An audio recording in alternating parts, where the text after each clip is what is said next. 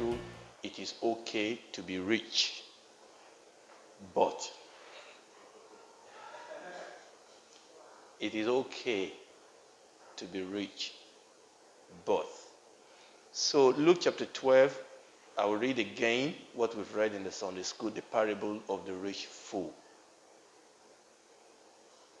And I will read quickly from Luke chapter 12 from verse 13. And one of the company said unto him, that's unto Jesus. And by the way, this fellow actually interrupted Jesus. One of the company said unto Jesus, Master, speak to my brother that he divide the inheritance with me. And you can understand that this guy, this is what is important to him. Everything that Jesus was, he just wanted his brother to divide the inheritance with him. Only God knows what was going on there. Why can't they divide the inheritance among themselves? But that's another thing entirely. It is what Jesus said that will command our attention today. And Jesus said unto this man, Man, who made me a judge or a divider over you? And Jesus said to them, Take heed and beware of what? Covetousness. Take heed and beware of covetousness. I said the title, It is okay to be rich, but. Jesus said, Take heed and beware of covetousness, for a man's life consisted not in the abundance of the things which he possessed. One translation says that even when a man has an abundance, his life does not consist in the material things that he has. Our life is not defined. Our life does not consist. Our life is bigger than material possessions. Our life is much more wonderful. Our life is greater than material possession. He said, beware. So verse 15 is going to be very important for us this morning, or this afternoon, I should say now. So to buttress, and this is important, we need to understand that the parable that we call the parable of the rich fool was actually to explain what Jesus just said in verse 15. So I'll read verse 15 again. In fact, let's read verse 15 from another translation. What translation do we have there? Yes, read Good News for me. Mm-hmm. Okay, so wash out and guard yourself. Mm-hmm. From every kind of greed. Mm-hmm. Because a person's true life is not made up of the things he owns. Okay, let's take it. Say, wash out, guard yourself against greed. Is it greed? Yes. Said a man or a woman's true life, and this is very important. Here is a matter of emphasis. It's a matter of focus. It's a matter of definition. A man and a woman's true life. It's not made up of the things he owns. Is not made up of the things which he owns. No matter how rich he may be. Amen. So no matter how rich I am, my true life is not made up of those riches. Yes. What other translation do we have? NIV, yes, please. And he said to them, Mm-hmm. Watch out. Watch out. Be on your guard against all kinds. So they are all manner of greed. Okay, go on. Life does not. You see, this is very important, isn't it? The purpose of life. You know, like we said last month, we were talking about purpose. And if you're here when I did my teaching, I said our purpose is linked to our identity, and our purpose is linked to timing. And both our identity and the timing of purpose is linked to God. He said the purpose, read it again, the last bit for me. Life does not consist. And this is what I want us to really hone on. Because when we start talking about success, we need to understand that what exactly defines purpose. What gives life is definition. What gives life is bearing. What gives life is focus. What gives What gives force to life is not material. And this is the problem. Again, I go back to my title. You see, I rarely say title. I said it's okay to be rich, but understand that our riches doesn't define our life. That's right. Rather, our life must actually give direction to our riches. Okay, you have NLT now. And he said, beware, guard against every kind of greed. Mm-hmm. Life is not measured by how much it is. Life, I like that. Life is not measured. Listen, it is very, very important that we understand that riches and wealth is not a yardstick. It's not the way God measures our life. Life is not measured by how much we owe. It is good to be rich. It is okay to be rich. But we must understand that wealth is a servant, not a boss. And this is very important. We must keep riches, we must keep wealth in their proper place. In the order of importance, riches and wealth are not on the top. Life is not measured by what we owe. It's okay to be rich. Now, the reason why I titled this talk this way is that, let's understand this. Because of what the Bible says about riches, because the Bible is trying to get riches into proper focus, I think we may make the mistake of trying to say that it is not okay to be rich. All right? And I will say this. The truth is that there is nowhere in the Bible that the Bible forbids or condemns wealth or riches. Is that okay? Now, I know, and it is true, and this is why we are putting everything in their own priority. I know the Bible says that the love of money is the root of all evil. We read that in the book of Timothy. The Bible says the love of money, not money itself. The Bible says the love of money is the root of all evil. Obviously, in the parable that we are going to read, which I've not read yet, in fact, maybe I better read that. Verse 16, and Jesus spoke a parable unto them, saying, the ground of a certain rich man brought forth plentiful. This man, his land was prosperous. His land was prosperous, fruitful. His land brought forth. What was the word we used in the Sunday school now? Flourish. That's the word. His land flourished. Your home flourishes. Your academics flourishes. When you did the exam, there's a flourish. This man, his land was prosperous, the Bible says. Verse 17, and he thought within himself, saying, what shall I do? Because I have no room where to bestow my fruit. And he said, this will I do. I will pull down my barns, I will build greater, and there will I bestow my good.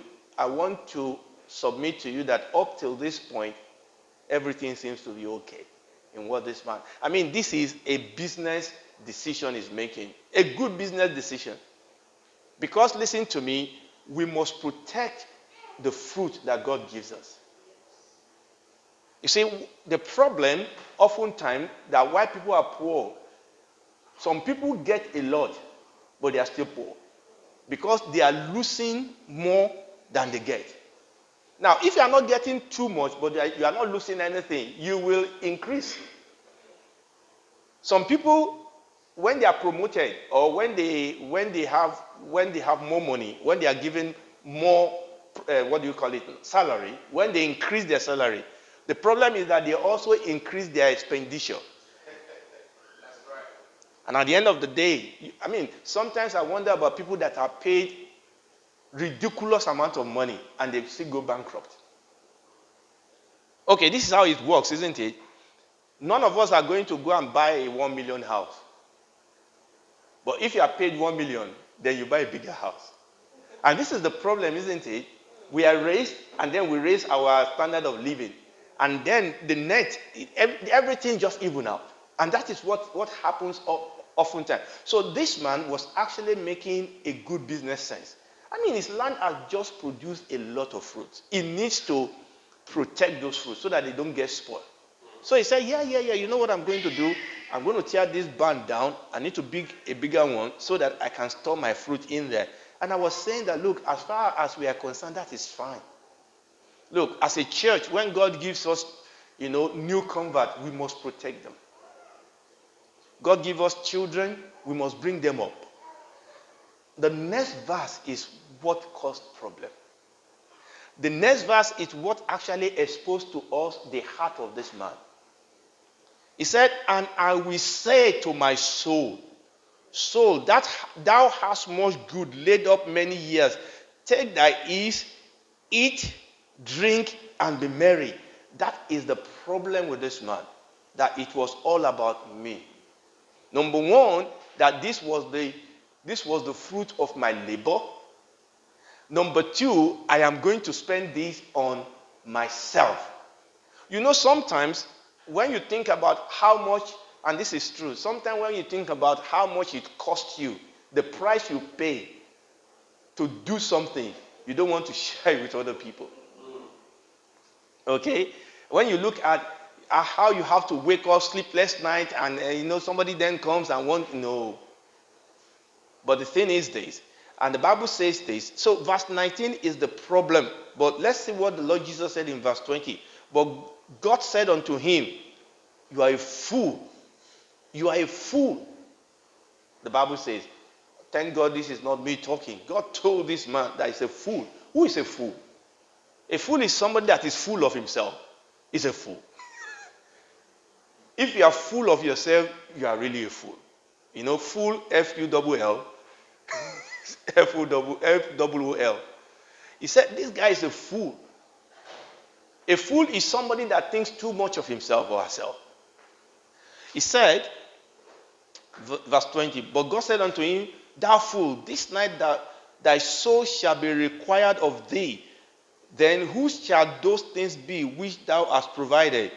Verse 21, so is he that layeth up treasure for himself, but is not rich towards God. It is okay to be rich, but.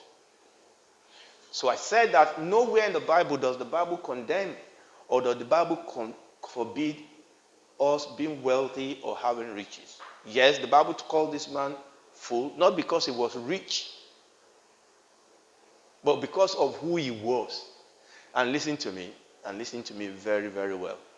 It is good, it's okay to be rich, but one problem is that riches will magnify your fault.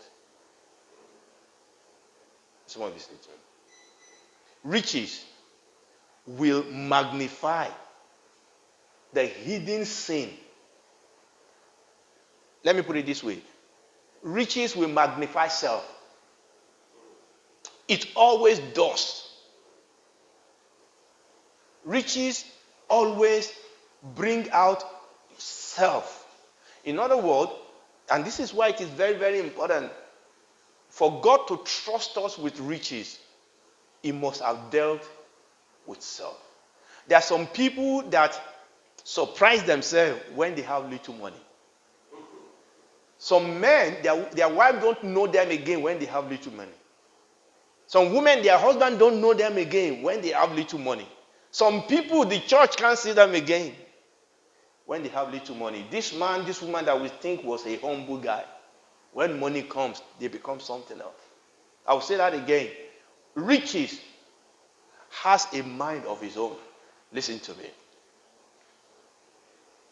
God gives riches to people who has the capacity, who God has trained, so that they can control the riches rather than the riches controlling them. I'll say it another way. Riches has a propensity to want to drive us, to want to control us. That is the nature of riches. But the most important thing is that if we are those people that have been trained, understanding what we are going to talk about very briefly today, and we are in a position where we are actually in control by the grace of God because of what we understand, then God can trust us with rich. It is okay to be rich, but we need to understand the risk. We need to understand the challenge of being rich. I really think that the church needs more rich people. I think it's an indictment on the church that we don't have more rich people. But listen to me, God cannot trust us with riches if that riches is going to destroy us. I mean, a good father is not going to trust his children. If my child is immature, if you trust them with riches, it will destroy them.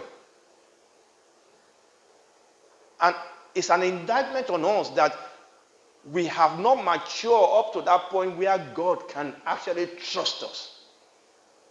I'll say another thing that will maybe a bit surprise to you. Many of us have toils. Many of us are working hard. We do work hard. But the Bible says in Proverbs 10:22 that it is the blessing of the Lord that makes rich. And the Bible says it added no sorrow. In fact, one translation says our toiling does not add anything. Now we must toil. You understand what I'm saying? We must work hard. But ultimately, it is the riches. What is the difference? Two people are working hard the same way, but one of them become richer than the other. Amen. It's the blessing of the Lord. Hallelujah. So, the Bible nowhere, I know I'm repeating myself, but I think it is important for us to understand that God does not condemn, does not forbid. In fact, the Bible says that money answers all things. The church needs money. The church needs funding. God needs to raise men and women that will finance the church, that will finance the kingdom. But you know what I found out? Quite a number of people that want to be rich. Listen to me. Quite a number of people that say, I want to be rich because I want to finance the work of God. Unfortunately, most of them are those people that have not crucified the flesh. I realize that it's not about you saying, I want to be rich to finance the kingdom. It is usually about, I want to seek the kingdom and let God use me to finance his work. Because sometimes it is easy for us to hide under the flesh. Sometimes it is easy for us to deceive ourselves. And I'll tell you the reason, I'll tell you the way how you will know whether your noble, how will I call it now? Your noble plan or your noble purpose is really of God. But let me say it this way also, poverty is not a virtue. Not where in the Bible that tells us that poverty is the pathway to heaven. All right, because sometimes we almost think that if you are holy, you must be poor. If you are rich, you cannot be holy. No, it's not true. It's not true. And these things are really, really very important. Let's go back to this story that we've read, and I'll begin to wind down. I said it's okay to be rich, but a couple of questions I have here that will help us to, and looking at this story, help us to judge. Number one, why do you want to be rich? Why? Why do I want to be rich? I mean, we could sit down here. Listen, I'm not talking about spiritual riches now. I'm talking about material. All right? I mean, I was talking to God yesterday. Like Pastor Labino, I went to London to do some very important thing. I came back home and I sat down and I was realizing that in the next 6 months, I have so much demand financially. In the next 6 months, a lot of demands. And I was telling myself I don't want to go and borrow to meet these demands. I need money. I need prayer, but I need money. The church needs money. Many times I would daydream. I mean, frankly, I would daydream. I'm always dreaming about if I have finance, that I can bless the church, I can bless other people. But the thing is, why? Why? Why do you want to get? What do you want to do? And listen, we are all in the same place, and I've mentioned this. Immediately we get a raise at work. What do? We buy bigger car. Exactly. We buy bigger car. It's not because the one, don't misunderstand me, there's nothing wrong in bigger car. It's not because the one we were driving had problems. We think about me, us first. That's the first question. Why do you want to be rich? Why? Is it because you want to be comfortable? Is it because you want to mix with the big boys? Why? Or is it because you want to get back at somebody? Number two, and this one is very, very important. This one is very important. What price are you willing to pay to be rich? And by the way, I don't mean that in a positive sense. What price are you willing to pay to be rich? Some people, they are willing to pay their church time to be rich. Some people are willing to pay the fellowship they have with their family to be rich. Some people are willing to step on other people's life to be rich. And oftentimes we couch this thing in spiritual, gymnastics. Some people are happy to lie to be rich because I'm going to give it to God, isn't it? Like that thief that also was praying that God will prosper him so that he can pay tithe. What price are you willing to pay? And again, I'm talking about material riches. I'm talking about material success. What price? You see, that shows you what is more important. Is it getting the money or is it obeying God? What price am I paying now? Because I want to be at the top of the pack. What price am I paying now? Because I want to amass material wealth. Remember what we read? When you understand where we read that your material wealth is not a measure of your life. Am I willing to break relationship? Am I willing to stay away from my relationship with God because I want to be rich? Third question. Which is, all these questions are related. This one is related to the first question. What will you do when you eventually get the riches? Let me tell you something. Many people that want to be rich, once they get the riches, they want to be richer. You see, because their heart was not right in the first place. This is why in my language they said that money is not enough for the rich. So where do you draw the line? Where do you draw the line? So you want to be rich, you want to become a millionaire. So you become a millionaire, so you want to become a billionaire. So you become a billionaire. I mean, in my language, it is in my country, it's ridiculous. We were discussing with somebody, when people steal from the country and they steal billions and millions, and you are asking yourself, what do they want to do with it? What do they want to do with this money? I mean, they have enough that if they just put it in the bank and fix it, they don't need to work, but they still keep stealing. It's because money has become a driver. Money, remember what I said? Money has a force. Money can enslave us. And this is why we must be mastered before God will trust us with some ridiculous, insane amount of wealth. There are some wealth that are insane. I mean, some people, if they are rich, they can't sleep again. Because they are thinking about their money. Some people, once they reach, they become troublemaker. I'll read, before I read the last question, I'll read the first three again. Number one, why do you want to be rich? Number two, what price are you willing to pay, or what price are you paying now just because of your desire to be rich? Number three, what will you do with that riches? And number 4, this is very important. Is your identity tied to your possession? Unfortunately, this is what drives many people, because they are not successful unless they are rich. They are not happy unless they are rich. And we can draw that to any. Again, it is okay to be rich.